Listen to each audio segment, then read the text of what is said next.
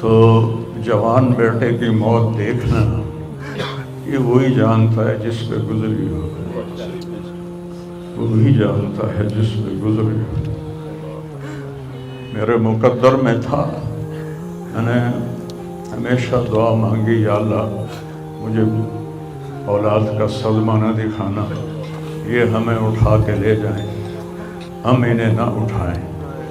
لیکن اللہ کی تقدیر وہ غالب ہے اور ہمیں اس پر راضی ہونے کا حکم ہے۔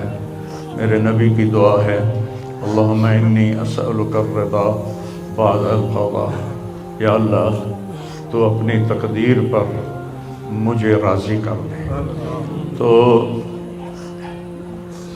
بالکل ہم راضی ہیں، میرے سارے خاندان والے راضی ہیں، لیکن جو ایک زخم لگا ہے وہ بہت گہرا ہے،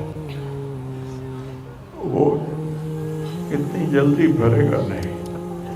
یہ میرا بیٹا سب سے قابل اور لائق بیٹا، تینوں بیٹوں سب سے لائق بیٹا، سب سے نیک بیٹا تھا، اور اس نے غریبوں کے ساتھ کیا سلوک کرنا ہے اس نے ہمیں سکھایا۔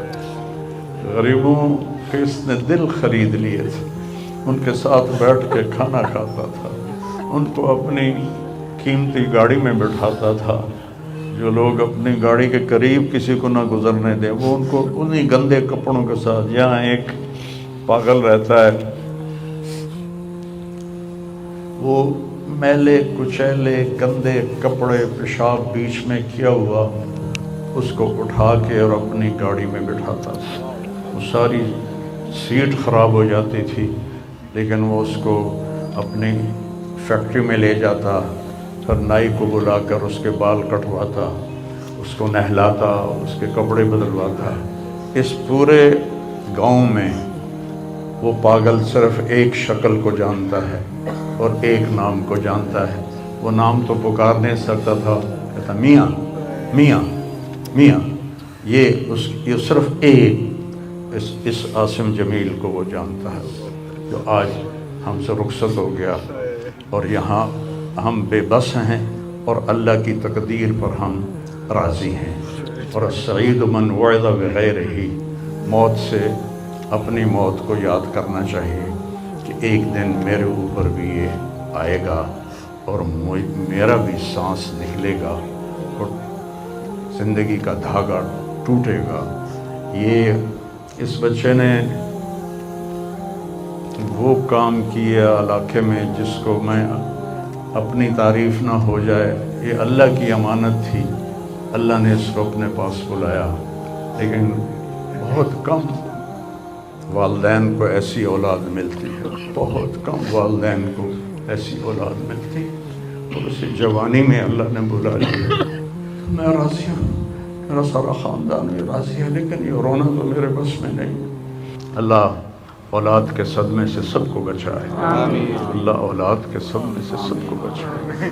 تو چھوٹے چھوٹے غم کے قابل نہیں ہے، میرے اوپر تو بہت بڑا غم ہے۔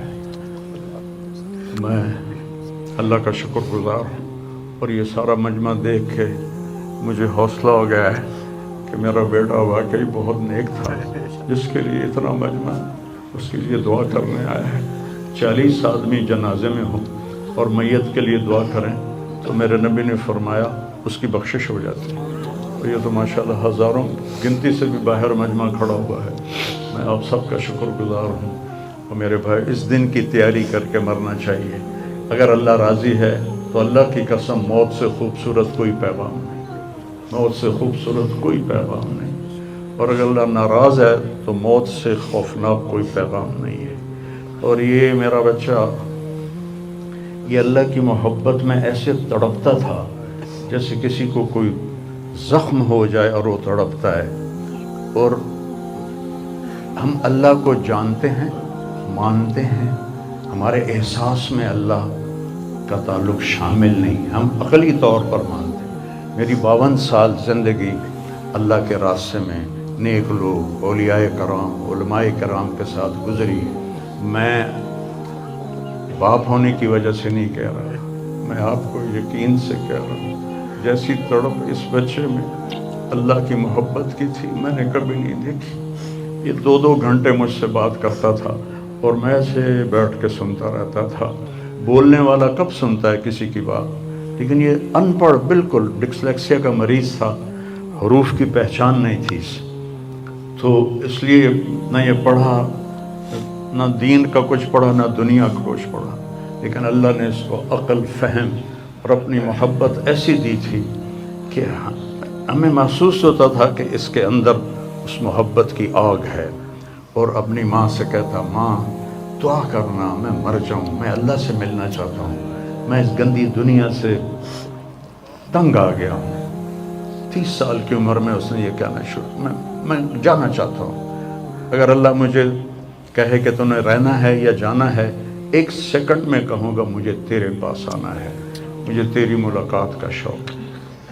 اور مجھ سے پوچھتا، بابا آگے اللہ ملے گا مجھے؟ میں نے اس سے بڑی باتیں کرنی ہیں، مجھ سے ملے گا؟ میں نے کہا انشاءاللہ آج تم ملو گے اپنے اللہ سے، ضرور ملو گے، تیری تڑپ، تیری تمنا رہتی تھی میں اللہ سے ملوں۔ تو میں نے اپنی زندگی میں صرف ایک آدمی دیکھا ہے، یہ بچہ جس کے احساسات میں اللہ کی محبت تھی۔ احساسات جیسے ہمارے درد ہمارے احساس میں بھی جب شامل ہوتا ہے پھر ہم ہائے ہائے کرتے ہیں، اور جب تک شامل نہیں ہوتا تو ہم چلتے رہتے ہیں۔ اس بچے کو اللہ نے اپنی قدرت سے یہ تعلق اور محبت عطا فرمائی تھی، اور بس میں اور کیا تعریف کروں، میرا تو سینہ ویسے ہی زخمی ہے۔ یہ بہت عالی شان بچہ اللہ نے مجھے دیا تھا، میں اللہ کی تقدیر پہ راضی، اس نے اسی کا تھا، اس نے لے لیا۔ بھائیو، موت سے پہلے مرنے کی تیاری کر لو، آپس کی لڑائیاں چھوڑ دو، آپس کے جھگڑے چھوڑ دو، آپس کی نفرتیں چھوڑ دو۔ مرنے والے سے پوچھو کہ نفرت کا کیا فائدہ ہے، جھگڑوں کا کیا فائدہ ہے۔ معاف کرنا سیکھو، معافی مانگنا سیکھو، معاف کرنا سیکھو، معافی مانگنا سیکھو۔ 5 نمازیں ہیں، کوتاہی نہ ہو۔ سال کے بعد روزے آتے ہیں، بیمار ہو تو اللہ کہتا چھوڑ دو۔ حج اور زکوٰۃ پیسے والوں پر ہے۔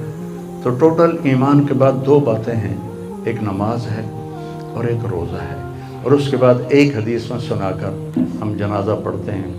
میرے نبی نے فرمایا 4 باتیں سیکھ لو مجھ سے، 4، اب 5ویں بھی نہیں، 5ویں نہیں، 4 انگوٹھا کر کے کہ 4 باتیں مجھ سے سیکھ لو تو پھر دنیا بھی تمہاری ہے، آخرت بھی تمہاری۔ صدق و حدیث، ہمیشہ سچ بولنا، ہمیشہ سچ بولنا۔ آج نیت کرتے ہو؟ انشاءاللہ۔ حفظ و امانت، کسی کو دھوکہ نہ دینا، کسی کے ساتھ 2 نمبری نہ کرنا، کسی کو اپنے مفاد اور پیسے کے لیے، اپنے منصب کے لیے اس کے ساتھ دھوکے بازی نہ کرنا۔ تیسری بات، حسن و خلیقت، اپنے اخلاق اچھے رکھنا، گالی،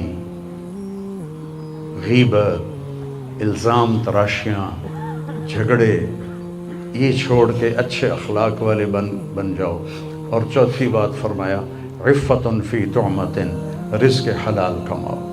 اب سارے مجمع سے میری اپیل ہے، آج کے بعد نماز پکی کرنی ہے اور سچ بولنا ہے اور کسی کو دھوکہ نہیں دینا اور اپنے اخلاق اچھے کرنے ہیں، کسی کو گالی نہیں دینی، کسی کو بے عزت نہیں کرنا، اور رزق حلال کمانا ہے۔ تو انشاءاللہ میرے نبی کا وعدہ ہے، دنیا بھی تمہاری ہے، آخرت بھی تمہاری ہے۔ آؤ ہم اپنے بیٹے کو رخصت کریں۔ تکبیر میں